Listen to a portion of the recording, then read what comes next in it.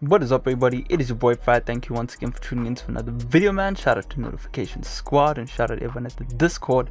Pretty much in today's video I wanted to show you 5, but I've actually got 7 of my favorite compressors that I use for mixing vocals. I do a lot of voiceover mixing at the studio as well as quite a bit of vocal based music, so I love to have a nice archive and arsenal of different compressors, different flavors that I can go to. So I hope that this video can help you kind of identify which compressors you can use for certain sounds. Maybe you can find something that you yourself like. Definitely check the demos out for these plugins so you can test them out for yourself.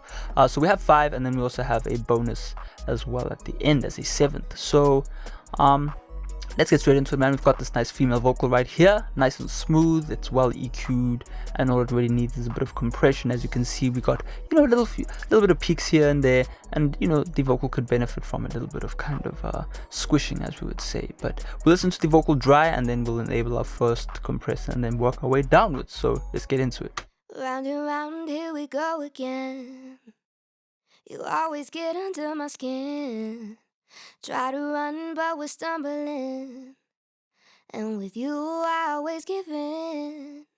Got a feeling this could end in flames. Tongue on fire when I say your name. Alright, that should give you a good idea of what the vocal sounds like. So we're going to enable our first one right now. So first off, I have UAD 1176 revision A, and people like to call this the blue stripe or blue face, the blue stripe, bluey, whatever. But it is basically one of the first 1176s that came out back in the day when Universal Audio was still doing their thing, or early Universal Audio was doing their thing. And yeah, this sounds pretty cool. It's definitely broken in some way. It distorts more than most 1176s, and I feel that UAD's algorithm really does this plugin justice. So what I'm going to do is I'm going to kind of do the general settings I like to use when compressing, and then we'll kind of overdrive it so you can really hear the kind of saturated characteristic of it. So let's get into that.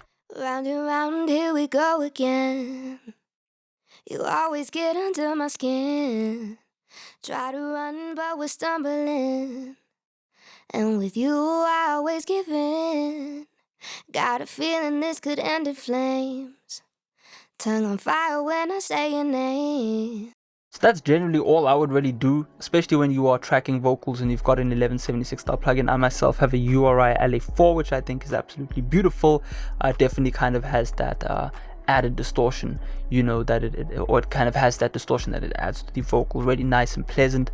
So these are the general settings which I would use. I generally kind of like to squash quite a bit, so 5 to 6 dB at max. But if you really were to go overboard, you can kind of hear what that would sound like.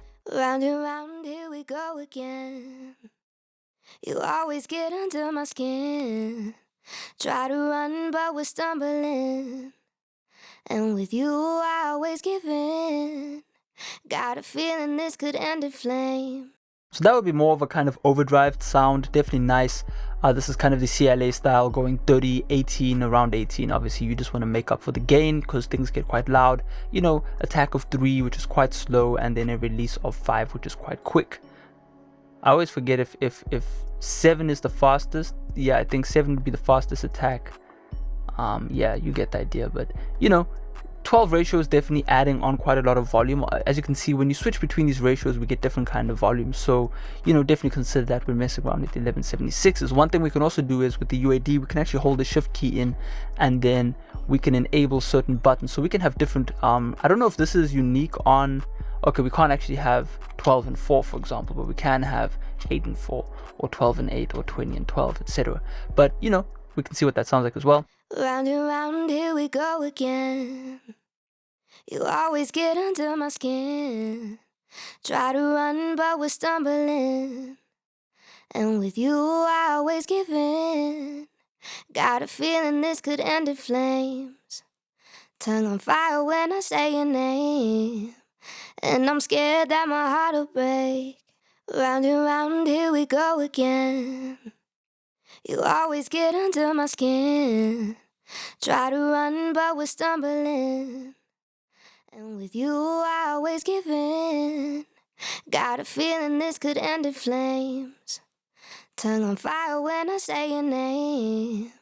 And I'm scared that my heart will So although this is not a piece of outboard gear, it definitely responds like a piece of outboard gear. It distorts the more you hit it. It definitely has that kind of, you know, smoothened out high end that you would get from the LA4. That's the closest sound that I can get towards, you know, kind of 1176, especially an older one, because this one is from the 80s. But it definitely does what I would think it would do, and that's why I absolutely love this plugin. You know, it won't let you down. So definitely find yourself a second-hand UAD card online. That's how I am running my UAD plugins.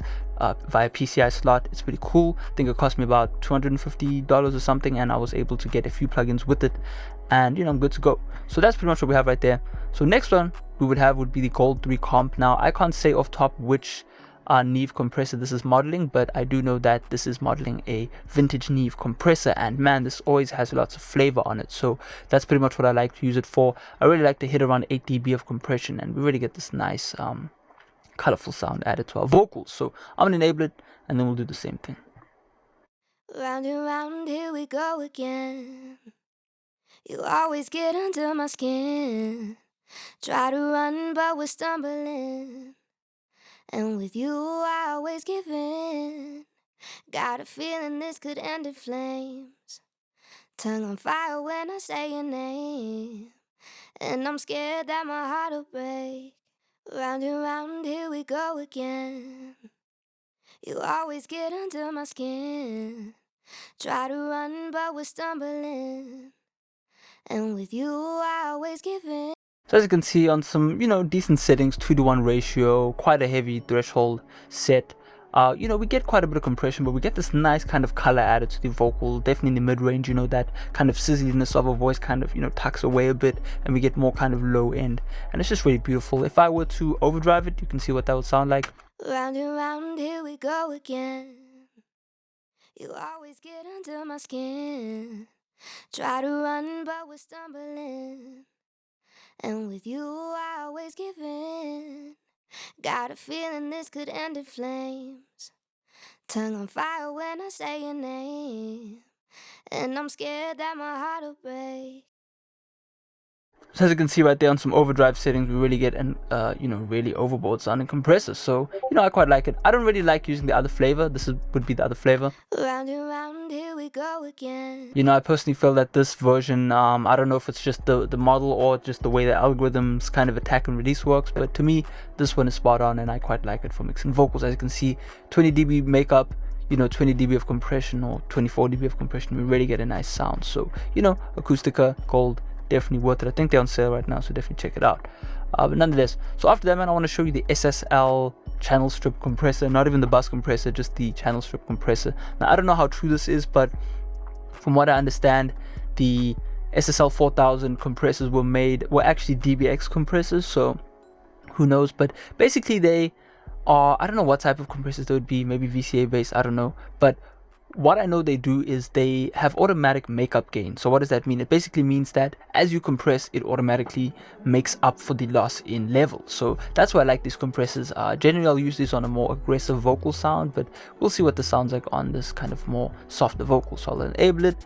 I like to use the Dr. Dre technique, which would be a compression ratio of about 8. Keep the attack where, or the release where it is. It has an automatic attack, and then just kind of mess around with the threshold. So let's do that. Round and round, here we go again. You always get under my skin. Try to run, but we're stumbling. And with you, I always give in. Got a feeling this could end in flames. Tongue on fire when I say your name. And I'm scared that my heart will break. Round and round, here we go again. You always get under my skin. Try to run, but we're stumbling. And with you, I always give in. Got a feeling this could end in flames. Tongue on fire when I say your name. Man, let me just mute this Discord right here. Check out the Discord, by the way. But yeah, okay, so as you can see right there, man, this compressor is really nice. I really like it for just bringing general level to your vocal. If you've recorded things a bit soft, you can enable this and then just, you know, use more conservative settings. Obviously, I've gone quite a bit crazy, but you know, a nice kind of steady compression ratio is definitely going to get you a louder signal. It's going to bring everything up, and you know, you're really going to get a nice sound. Generally, I would blend this in with another compressor, maybe even two compressors. So for example, I might use this onboard dynamics with a 1176, and then you're really starting to spank your vocal. So you know, try that out. Definitely consider that every SSL emulation is going to sound a bit different, because most of these consoles are, or most of these plugin manufacturers are modeling different console models. So for example, I'm pretty sure this is modeling the, I don't know if this is the 9000 series or the kind of newer super analog consoles. I don't know what it would be, but I do know that this is a much newer modeling of the compressor algorithm. So you know, definitely check that out. Definitely check out the Waves one as well, because the Waves one will be modeling the 4000 series, for example. So you know, try all of them out and see which ones you like. Also check out I don't know who else would be doing on UAD have one, as well as Acustica did not do a compressor, so they did do a bus compressor. But you know, check them out and see which ones you like. Alright, so next thing, man, we have is the classic DBX160.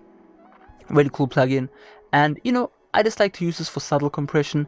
I will use this heavily on parallel compression, so if I do want more kind of background, you know, bang going on, I'm definitely going to enable that. But for kind of soft and nice vocal compression, we just kind of want to kiss 10, you know, maybe even 5 right there. I would assume that would be 5 on the VU meter, and you know, we walk away with a really nice kind of vintage wholesome sound. So I'm going to enable it, and then we can kind of see what happens. Round and round, here we go again. You always get under my skin. Try to run, but we're stumbling. And with you, I always give in. Got a feeling this could end in flames. Tongue on fire when I say your name. And I'm scared that my heart will break. Round and round, here we go again. You always get under my skin. Try to run, but we're stumbling. And with you, I always give in. Got a feeling this could end. So as you can hear, we get this really nice woolly kind of vintage sound when it comes to this compressor. Really nice. It has its own attack and release, so you know, it does its own thing. You know, you can really mess around with the input output. You know, the mix knob right here, the Waves have added that, and you really just get a really nice sound. I really enjoy using this compressor once in a while. As you can see, I use more conservative settings because to me, I feel that it kind of caves in when you over compress it. You can kind of hear. Round and round, here we go again.